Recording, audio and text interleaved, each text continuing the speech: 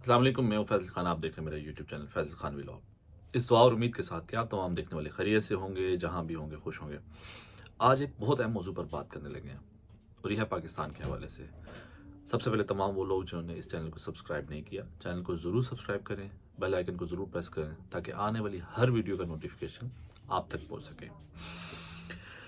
बात यह है कि पाकिस्तान, इस्लामी जमहूरिया पाकिस्तान एक ऐसा मुल्क है जिसे मैं बचपन से देखता आ रहा हूँ और हमेशा हम नाजुक मोड़ से ही गुजरते आए हैं। ये एक बहुत मशहूर मकूला है जो हमारे मुल्क में बोला जाता है। शायद ही कोई इदारा पाकिस्तान में ऐसा होगा जिसकी आप तारीफ कर सकें। शायद ही।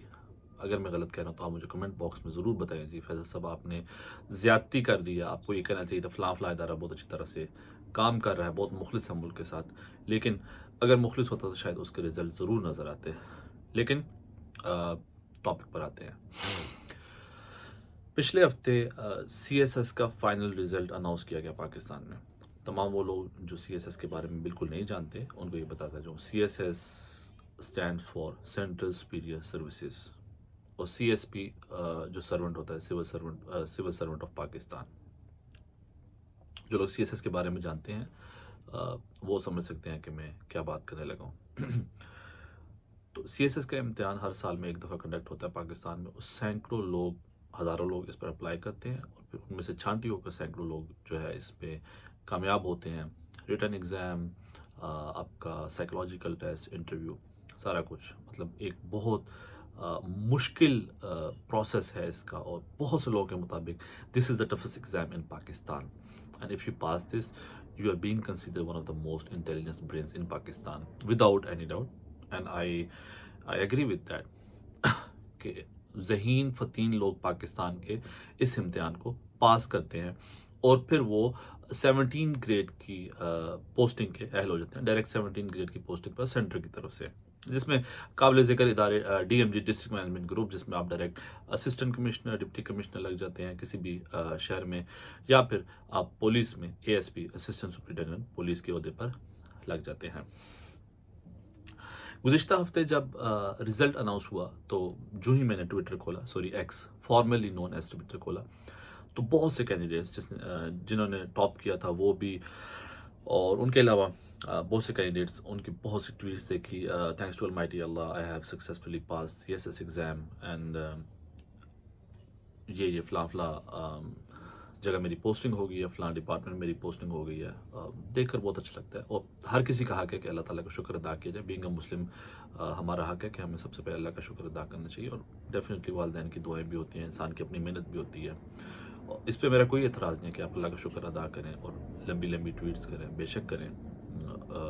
लेकिन जो मेरा सवाल है, जो मैं अभी करने लगा हूँ, जो बहुत इंपॉर्टेंट चीज़ है, इस पर ज़रूर तवज्जो दीजिएगा और आप लोग कमेंट्स बॉक्स में ज़रूर बताइएगा कि आया जो सवाल उठाए जा रहे हैं वो जायज़ हैं या फिर मैंने गलत सवाल किए हैं, या कोई और सवाल आप पूछना चाह रहे हैं तो ज़रूर कमेंट बॉक्स में लिखिएगा। सवाल यह है, पाकिस्तान में रूल ऑफ लॉ ऑलमोस्ट ना होने के बराबर है। तमाम अथॉरिटीज़ के होते हुए, तमाम इदारों के फ़ाल होते हुए, इतनी ज़्यादा मैन पावर होने के बावजूद रूल ऑफ लॉ नहीं है। तमाम चीज़ें तहस नहस हैं। बहुत चीदा मिसालें आपको मिलेंगी कुछ शहरों में जहाँ पर शायद थोड़ा बहुत काम हो रहा है, लेकिन ओवरऑल एज ए कंट्री अगर आप देखते हैं पाकिस्तान को तो बेड़ा गर्क है ऑलमोस्ट तमाम इदारों का। तो फिर हम बात करते हैं तमाम लोगों की जो हर साल सैकड़ों लोग पास होकर सिस्टम में आते हैं। असिस्टेंट कमिश्नर, डिप्टी कमिश्नर है, असिस्टेंट सुपरिटेंडेंट पुलिस। मेरा ये मानना है कि अगर ये ज़हीन फ़तीन लोग सिस्टम में आते हैं, ASP बनते हैं, उसके बाद ये जो भी इनके मतलब SSP, DIG, IG बनते हैं, ये लोग अपना ज़हन इस्तेमाल कर कर पाकिस्तान में रूल ऑफ लॉ क्यों नहीं बरकरार कर पाते? क्राइम्स क्यों नहीं रुकते? क्यों क्राइम्स होते रहते हैं? क्यों जुल्म व ज़्यादतियाँ होती रहती हैं? वडेरे पुलिस को कंट्रोल करते रहते हैं, पॉलिटिशियन पुलिस को कंट्रोल करते रहते हैं। क्या फ़ायदा आपके ज़हीन व फ़तीन होने का या आपके इंटेलिजेंट होने का? या अगर इधर मैं ये बात कह दूँ तो शायद आप लोगों को बुरी लगे कि आप लोग CSS सिर्फ इसलिए करते हैं कि एक शाहाना ज़िंदगी गुजार सकें, एक लग्जरियस लाइफ आपको मिल सके। इसकी मिसाल मैं आपको इस तरह से दूंगा, जो बात मुझे बहुत अजीब लगती है, मुझे चुभती है, ये नहीं कि वो गलत है, लेकिन उससे बड़े मामलात, उससे बड़े इश्यूज भी पाकिस्तान में हैं। एक असिस्टेंट कमिश्नर, डिप्टी कमिश्नर, बहुत दफ़ा अखबारात में देखने को मिलता है, असिस्टेंट कमिश्नर या डिप्टी कमिश्नर 1.5-2 करोड़ की गाड़ी में साथ उसके 2-4 और गाड़ियाँ, गार्ड्स वार्ड्स, रेडी वाले के पास जाके उससे नर्खनामा देख रहे हैं। अगर उसके नर्ख थोड़े से ऊपर हैं जी, उसकी रेडी वहाँ से हटा दी, उसको फ़ाइन कर दिया। कई तो जो फ़िरौन की तरह र्यूड होते हैं, बल्कि रेडियाँ भी उल्टाते हुए हमने उनको देखा है। बहुत बड़ा आपने काम कर लिया, आपको आपके लिए इस पर तमगा होना चाहिए, बिल्कुल तमगा जुर्रत होना चाहिए, तमगा इम्तियाज़ होना चाहिए। जो भी पाकिस्तान का सबसे बड़ा सिविल अवार्ड है, आप लोगों के लिए होना चाहिए। आप लोग एक रेडी वाले को जाके फ़ाइन दे रहे हैं, लेकिन उससे बड़ी जो ज़्यादतियाँ मुल्क में हो रहे हैं, उनको आप हाथ क्यों नहीं डाल सकते हैं? कौन आपको रोकता है? इसका सवाल ये है कि आपको रोकता कोई नहीं है। आप उन लोगों के साथ मिलकर सब बुराइयों की जड़ बनाने में मददगार साबित होते हैं, ठीक है? तो तमाम वो लोग जो ये समझते हैं कि यार ये लोग बहुत ज़हीन हैं, फ़तीन हैं, काबिल हैं, believe me, I have lost my trust in all this process. कोई फ़ायदा नहीं आपके ज़हीन फ़तीन होने का, कोई फ़ायदा नहीं आपके अल्ट्रा इंटेलिजेंट होने का, अगर आप मुल्क की खिदमत नहीं कर सकते। अगर आपने सिर्फ ट्विटर पर आके पहले दिन यही बोलना है कि ठीक है जी, मैंने इम्तिहान पास कर लिया, I am going to be ASP in this city, और I am going to be assistant commissioner, deputy commissioner, और बस मुझे एक वीगो डॉलर मिल जाएगा और मुझे थोड़ा सा प्रोटोकॉल मिल जाएगा, उसके बाद मैंने कुछ नहीं करना। मुल्क जाए भाड़ में, मैंने बस अपने जो है वो अयाशी करनी है, ठीक है, फ़ोटोज़ लेनी है, टिकटॉक पे डालनी है, सोशल मीडिया पे डालनी है, ज़्यादा से लाइक्स मिलेंगे, कमेंट्स मिलेंगे। For branded shopping I have to go to Dubai and other countries and then come back to my family and show them that I have bought this from these countries. Sir and madam, शर्म आनी चाहिए आप तमाम लोगों को, तमाम वो लोग जो मुल्क के साथ मुखलिस नहीं हैं, और तमाम उन स्टूडेंट्स के लिए जो ये वीडियो देख रहे हैं और वो ये ख्वाब रखते हैं या उन्होंने ये ख्वाब सजाया हुआ कि वो CSS करें, मेरी आपसे ये रिक्वेस्ट है कि अगर आप सिर्फ इसलिए CSS करना चाह रहे हैं कि आपको ये प्रोटोकॉल मिल जाए, आपको आसाइशें मिल जाएं, प्लीज़ मत कीजिए। तमाम उन लोगों को आगे आने दीजिए जो इस मुल्क के साथ मुखलिस हैं, इस मुल्क की खिदमत करना चाहते हैं। हमने इस मुल्क को संवारना है, हर किसी ने अपना हिस्सा इसमें डालना है। हम लोगों ने इसलिए नहीं आना कि जो बाकी का बचा खचा है उसको हम नोच नोच कर खा जाएं और ये रविश बरकरार रहे। और ये बहुत अनफॉर्चुनेट चीज़ है। और पाकिस्तान में ऐसा भी है कि एक ब्यूरोक्रेट के पीछे बच्चे और औलादे भी जो है वो ब्यूरोक्रेट बनते जा रहे हैं, CSS करते जा रहे हैं, पास होते जा रहे हैं। मुमकिन है अगर एक ब्यूरोक्रेट होगा, डेफिनेटली उसके घर का एनवायरनमेंट ऐसा होगा, वो अपने बच्चों को CSS करने की तरगीब देगा। लेकिन अगर वो ब्यूरोक्रेट शाहाना ज़िंदगी गुजार रहा है, तो बच्चे उस शाहाना ज़िंदगी को बरकरार रखने के लिए CSS करेंगे, ना कि मुल्क को संवारने के लिए। ये बहुत सोचने की बात है और ये लम्हा फ़िक्रिया है हमारे मुल्क के लिए कि हमें इन अल्ट्रा इंटेलिजेंट लोगों की ज़रूरत नहीं है अगर वो मुल्क के साथ मुखलिस नहीं है। If you want to serve your country, then only please appear for CSS exam. Then only please do all this hard work which you are doing right now. We do not need you if you want to come and have a luxurious life. Say bye bye. Let your next generation come and enjoy all those perks. For God's sake, be honest with this country. This country has given you everything. इस मुल्क ने सब कुछ आपको दिया है, इसके साथ मुखलिस हो जाइए।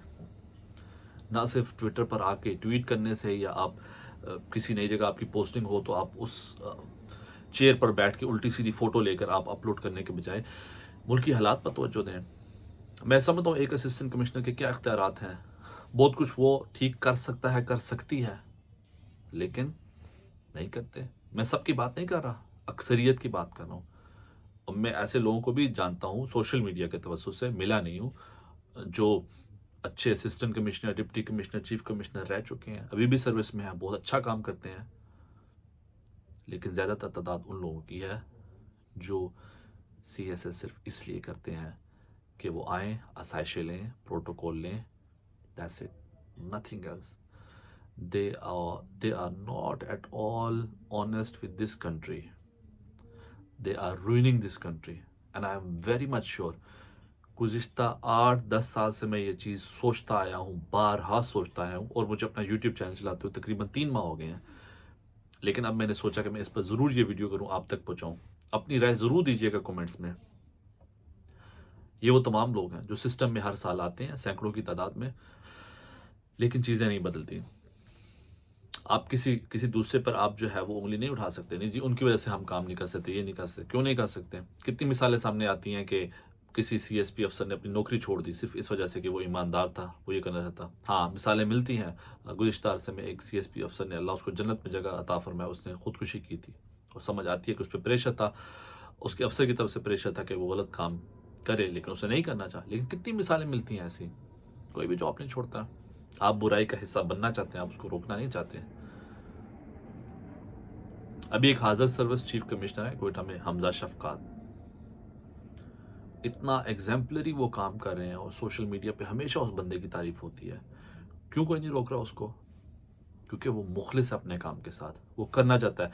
ग़ालिबन वो डिप्टी कमिश्नर भी रह चुके हैं, डीसी इस्लामाबाद भी रह चुके हैं। जब वो डीसी इस्लामाबाद थे, तब भी उनकी बहुत तारीफ़ें की जाती थी, उनके कामों की बहुत तारीफ़ की जाती थी क्योंकि वो मुख़लिस थे। जिस शहर में वो जाते हैं, वो ऐसे काम करते हैं कि उस शहर के लोग जाने के बाद भी उनको याद रखते हैं, उनकी तारीफ़ करते हैं। बी हमजा शफ़क़ात। लेकिन ऐसा मत कीजिए, इस मुल्क के साथ ज़्यादती मत कीजिए कि आपने सिर्फ़ और सिर्फ़ सीएसएस इसलिए पास करना है कि आपको सरकारी गाड़ी मिल जाए, सरकारी प्रोटोकॉल मिल जाए। आप जाएँ, करोड़ों की गाड़ी में जाएँ, 2-4 गार्डों के साथ, नर्खनामा देखें, एक गरीब मज़दूर दिहाड़ीदार का, उसका सब्ज़ी के ठेले पे, ठीक है, लातें मारें अगर उसके रेट ज़्यादा हैं। मैं ये नहीं कह रहा कि आप सब्ज़ी जो ठेले पे बेच रहे हो उसको ज़्यादा नर्ख़ पर बेचने दें, लेकिन उससे ज़्यादा बुराइयां हमारे मुआशरे में हो रही हैं और हर बंदा जानता है। आप उनको भी रोकें, उस पर तवज्जो दें। वो रेडी वाला कितनी करप्शन कर लेगा, कितने ज़्यादा पैसे कमा लेगा, ले भी लेगा तो क्या है, करोड़ों की करप्शन थोड़ी करेगा, नहीं उससे जो है वो मुल्क को कुछ ज़्यादा नुकसान होने लगा है। लेकिन क्योंकि आपने वो स्टंट दिखाने हैं, गाड़ियों पे जाना, फजूल के खर्चे करना और बस स्टंट दिखाना कि हम कुछ कर रहे हैं, लेकिन हकीकत में आप कुछ नहीं कर रहे। आप तमाम लोग जो सिस्टम में हैं चीज़ों को बदल सकते हैं, लेकिन आप नहीं बदलते। क्यों? क्योंकि आप अय्याशी करने के लिए, आसाइशों के लिए, लग्जरियस लाइफ के लिए इस सिस्टम का हिस्सा बनते हैं।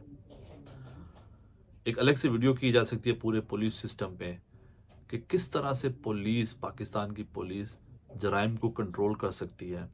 सिर्फ अगर तमाम सीपीओ इस मुल्क से मुखलिस हो जाएं तो जराइम को कंट्रोल कर सकते हैं within 24 to 48 hours. I can make a plan for you and I can give it to you, implement on that, but you will never do that क्योंकि आपको नहीं करना, क्योंकि आपके घर के पास सिक्योरिटी, आपके घर सिक्योर है, आपके बच्चे जाते हैं प्रोटोकॉल के साथ जाते हैं, बाकी जाए भाड़ में।